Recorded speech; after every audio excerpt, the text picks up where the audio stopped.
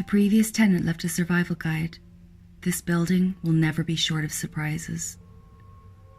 Home didn't feel as empty as it once had. Even without Jamie or Mr. Meow, I felt more hope than I had in months. I greeted Wrinkles and Telly, fed them, and sat down to smoke at my fold-out table. Natural sun poured in through the windows, but my home would never look quite the same after my time in the Undertower. I turned on the shower and must have stood underneath the water, watching Albert's blood run down the sink for at least half an hour. Overwhelmed doesn't cover it. Shut down would be more accurate.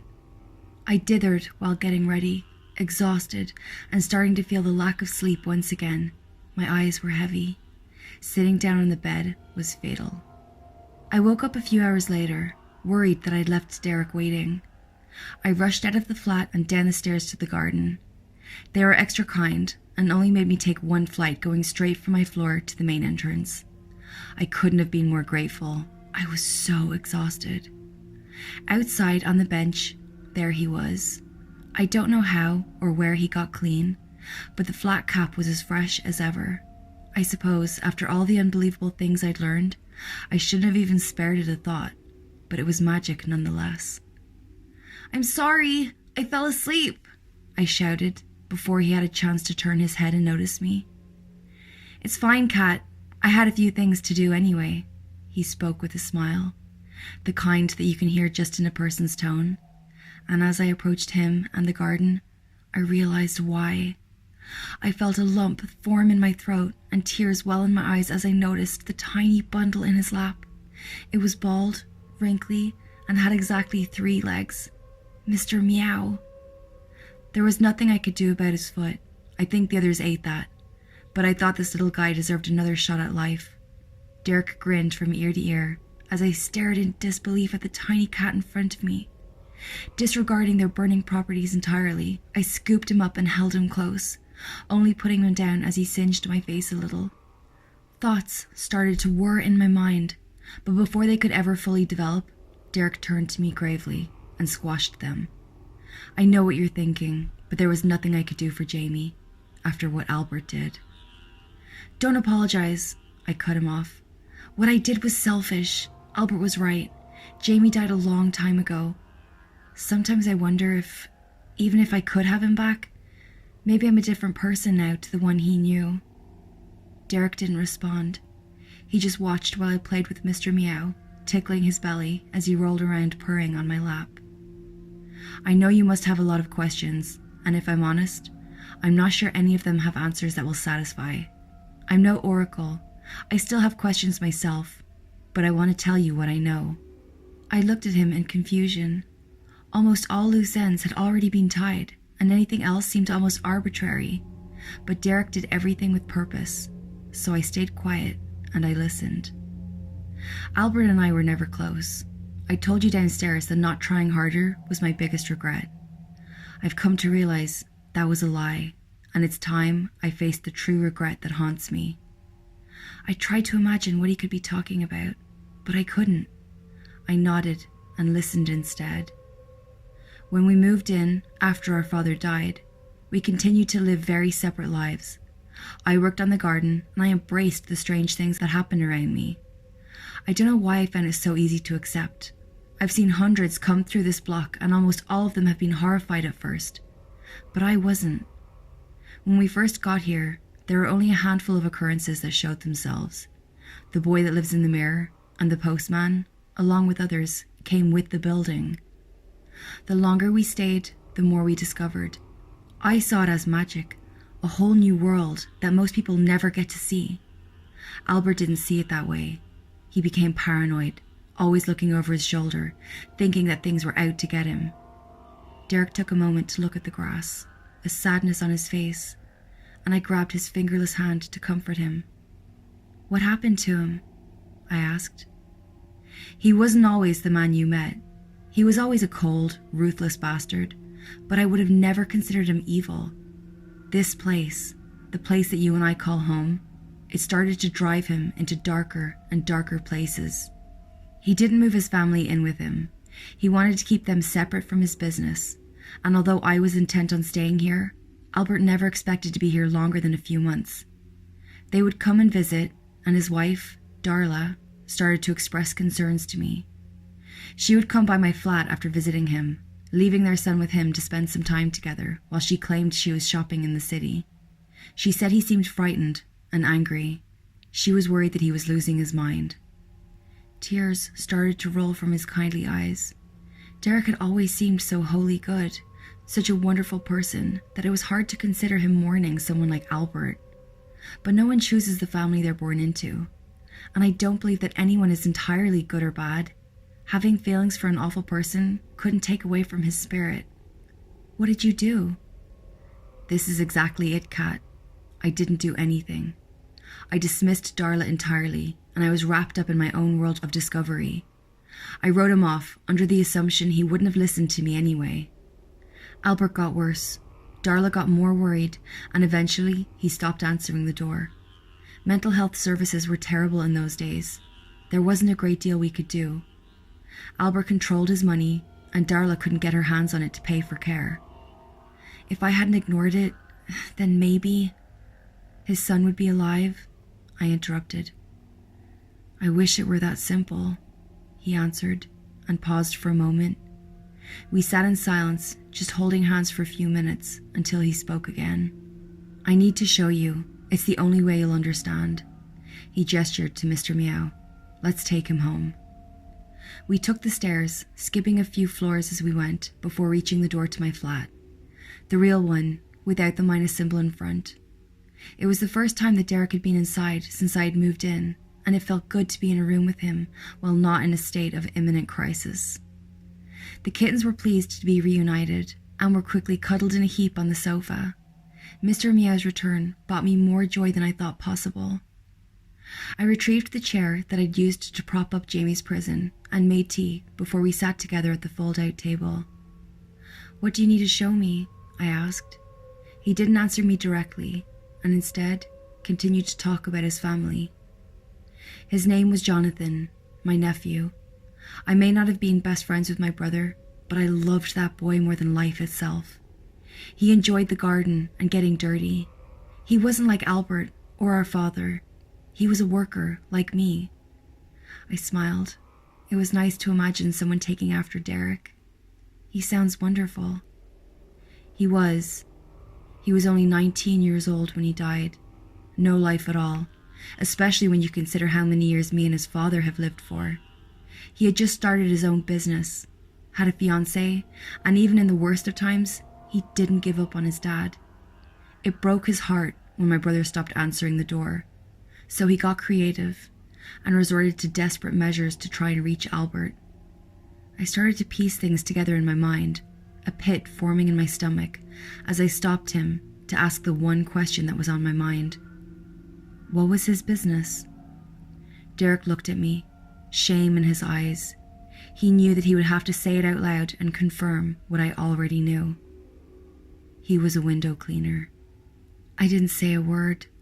I wasn't sure how to respond. I racked my brain trying to comprehend what I was hearing. The knocking on the balcony doors from behind the curtain started. The familiar groaning and whining sounds soon followed. Derek could sense my discomfort and broke the silence. When Jonathan climbed the tower to try and see his dad, he scared him. Albert wasn't in a good way. He was edgy and defensive. I don't know what happened for sure, but that knock from the outside must have really triggered something. He went outside and he stabbed him multiple times with a kitchen knife. But you know that bit. It's what happened next that wasn't reported.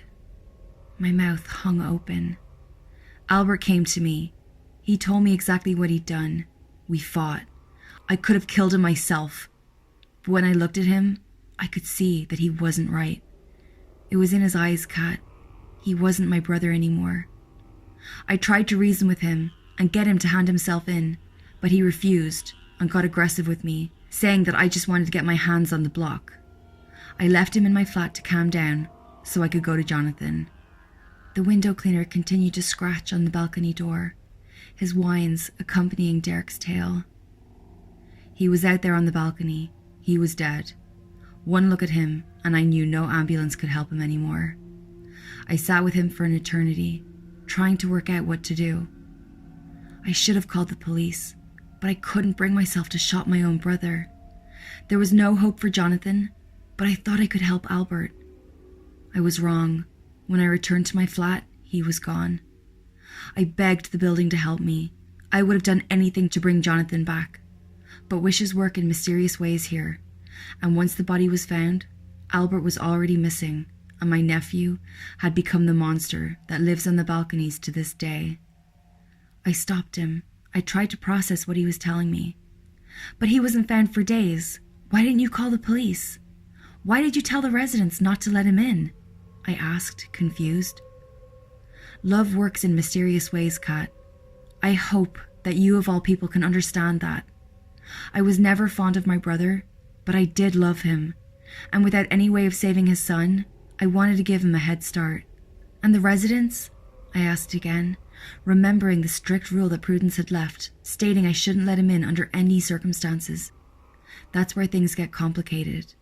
I didn't realize it at the time, but what he became was the building's way of giving him back to me. He is what he is because of me. When you see, you'll understand. He grabbed my hand and walked me to the balcony doors, letting go and pulling back the curtain to reveal the friendly-looking man I'd always seen outside my window, collapsed against it, scratching on the glass. Upon second inspection, I could see the family resemblance, but it wasn't one that I'd ever considered possible before. Prudence had told me about her experience with him, and Derek showing her what he had truly looked like. I still hadn't expected quite what I saw when Derek rested his hand on my shoulder and told me to look. The window cleaner was gaunt, with bones protruding beneath his tight, thin greyed flesh, raw skin and wounds that were in various stages of healing. He looked truly horrifying, but what alarmed me the most were his impossibly deep, black voids for eyes. They were all too familiar. I turned to stare at Derek, unsure of quite what to say, as a million realizations crossed my mind. He started to speak again. I didn't want the residents to hurt him, Kat. When he gets inside, this form is revealed, and so many tried to hurt him at first. I found myself constantly telling people to ignore the friendly window cleaner in the hope that he would be safe from their fear of the unknown. I'd seen Albert's reaction to anything remotely different, and I couldn't bear Jonathan to face the same from the entire block. It was safer to leave him out there. After all, only someone who sees the good in everyone would let him in and accept him. And those people are 1 in a million. Derek half smiled, knowingly. Terry, I gulped, finally realizing who the twins' father was. I didn't know about them. Albert had me trapped below by the time Terry was in school.